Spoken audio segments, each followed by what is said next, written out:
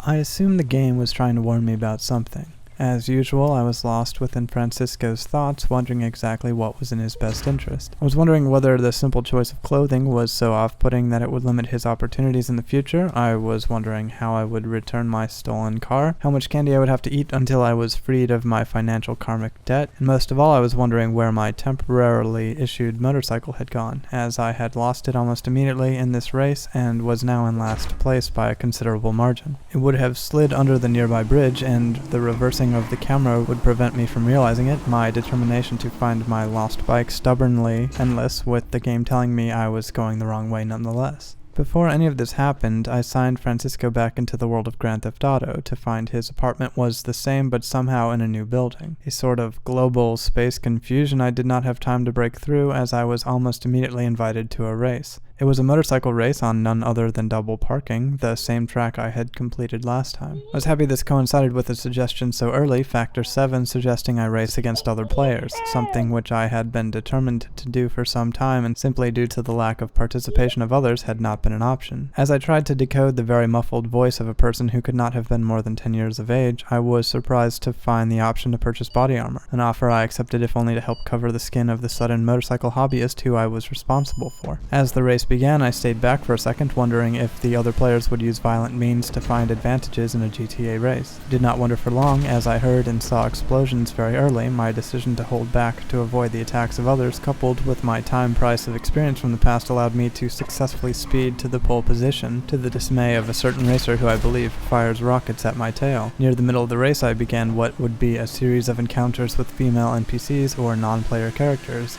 an endeavor to try to find Francisco a love interest or at least companionship, as suggested by a number of players. Optimistic and potentially a little too serendipitous, this first interaction with a pedestrian doesn't go as well as hoped.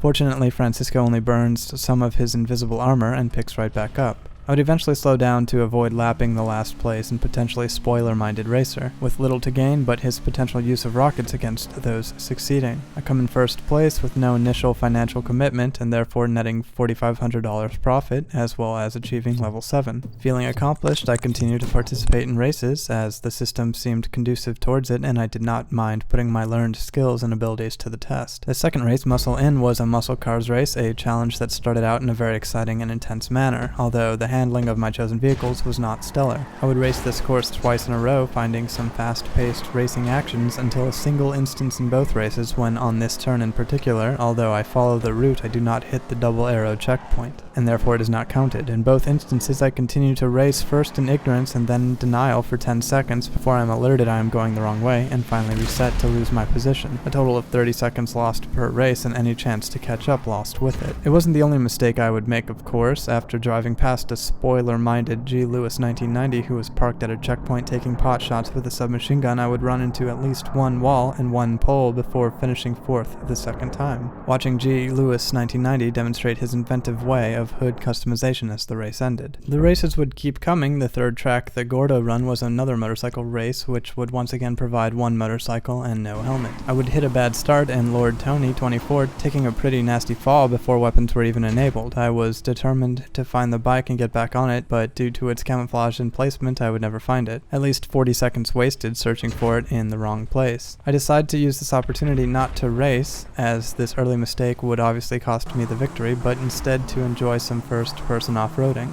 Two things I would demonstrate a complete lack of proficiency of. First-person driving was very difficult, especially on this hill, on this motorbike, without being able to see the road ahead. A strong metaphor for Francisco's journey to date, the choice to look from my own perspective leading me to a more difficult, enjoyable, and tumultuous experience I wouldn't have any other way. I would reset several times, the accident here being particularly embarrassing and visually painful, docking half my health before I am fortunately disqualified and the race ends. I would participate in one last motorcycle race entitled Track and Field. I would start off strong but hit a tree, surviving in spades again in spite of lack of helmet. As I heard rockets exploding nearby, I began to wonder if it was my insistence on using the game's first-person view, a incongruity of driving skill relative to the other racers, my vehicle selection, or a creeping fear of being shot in the back that was limiting my success. At least fears would come to fruition when player Zoltan567 shoots me in the back, he passes me and I'm unable to regain my position, coupled with the fact that I at some point lose my rear tire. I decided to take a break from this long day of racing, not only to reflect on my increasingly poor performance, but primarily because I had a strange desire to purchase appropriate racing gear, namely a helmet.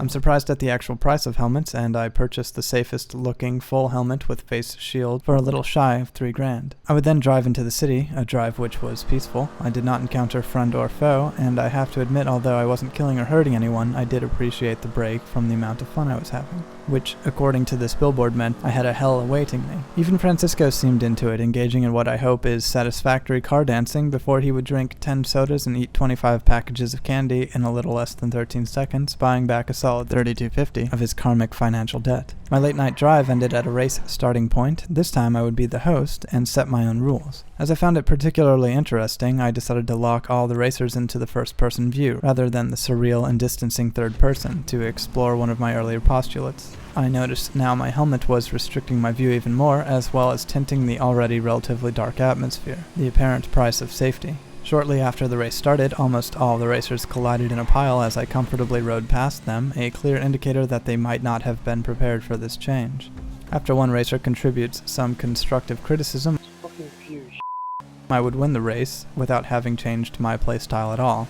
He wasn't wrong, of course. It was definitely his opinion, and I could respect that. It was not up to me to decide how anyone should play the game, but the same rule applied to them. I could play any way I chose as well. I had every right to lock everyone who joined the race I was hosting into first-person view, but I wouldn't do it again, allowing them to continue to choose their own perspective. Instead, I would join what turned out to be a 16-player race, one I would start off in the mad rush near the middle of the pack, only to be rear-ended and flipped, causing a concussion and time deficit I would never recover from. The debate over my motorcycle of choice and the Akuma still up in the air, I placed near last, so poorly my name isn't even listed. Relatively exhausted from racing and needing a break, I decide to explore the city, taking a step back to reflect, achieving the yang to the yin, appreciation to action. I was enjoying the races, even the ones I was losing, but I did not feel the obligation to be scoring points at every second. I was still getting paid per race, and seeing as I had mostly everything I wanted, I still had a lot of self-improvement to get through. I decided to stop at a convenience store, and to my surprise I find what appears to be a single lady within.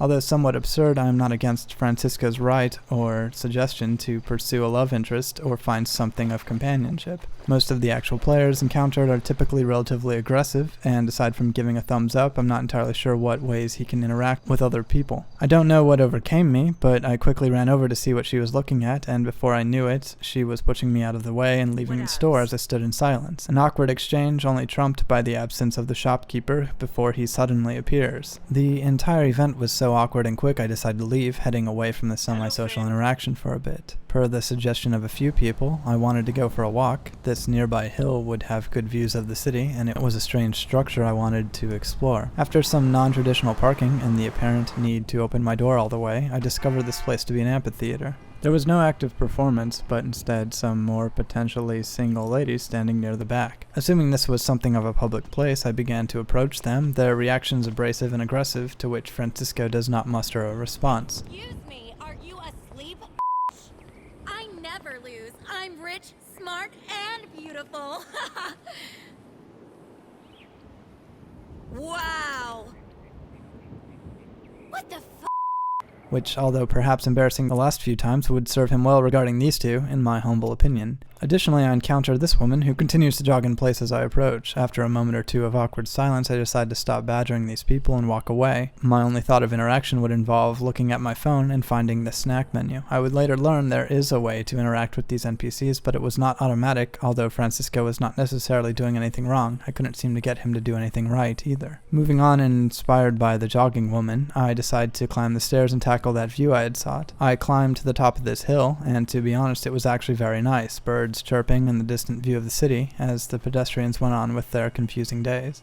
It was here I decided to meditate a bit and enjoy the view. In the distance I heard what sounded like helicopters, which arrived much more quickly than I had expected. Suddenly one fired a rocket which exploded near me. Francisco, not quite as panicked as I was, he slowly started to walk, staying within the cover of the trees, hoping the helicopter was just engaging in a relatively not committed drive-by as another rocket hits the ground. I climb up and try my best to get Francisco to run. He heads the wrong way when a third and fourth rocket hits.